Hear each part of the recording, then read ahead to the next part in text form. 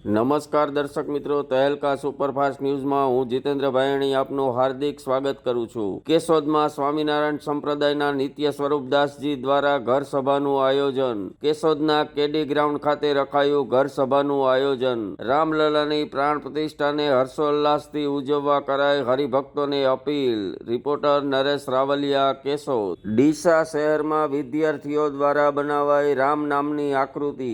આ આકૃતિનો આકાશી નજારો સૌ કોઈ બોલશે જય શ્રી રામ। નાના બાળકોથી લઈ વૃદ્ધો સૌ કોઈ થયા રામ ભક્તિમાં લીન। રિપોર્ટર ઉમંગ કોટાક। પોલીસ તોડકાંડનો વધુ એક વિડીયો થયો વાયરલ। દીવ જતા ટ્રેક્ટર ચાલક પાસે તોડ કરતો પોલીસ કર્મી। પ્રજાને પરેશાન કરતા તોડબાજો ક્યારે પૂરાશે પાંજરે, ચર્ચાતો વિષય। રિપોર્ટર ઉમંગ કોટાક। અયોધ્યામાં યુવતીએ આંખે પાટા બાંધી બનાવ્યું રામનું અલૌકિક ચિત્ર। મનની આંખો દ્વારા રામ ને સાક્ષાત હાજર રાખી યુવતીએ બનાવ્યું સુંદર ચિત્ર।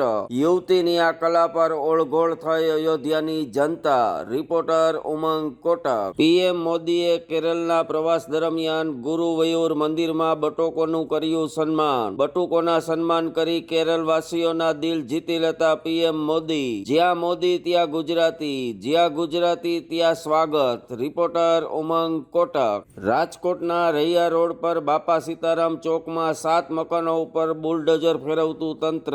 ટીપીના અનામત પ્લોટ પર થયેલા ગેરકાયદેસર બાંધકામોને દૂર કરતું મનપા। રાજકોટ ટાઉન પ્લાનિંગ શાખા દ્વારા પાર પડાયું ડિમોલેશન। રિપોર્ટર હની ગાંધી। રાજકોટના બાલાજી હોલ પાસેની સોસાયટીઓમાં વીજતારમાં અડચણરૂપ થતા ઝાડવાઓ કાપતું પીજીવીસીએલ। તંત્ર ઝાડવા વાવો એવું કહે, પીજીવીસીએલ વાળા ઝાડવા કાપો એવું કહે।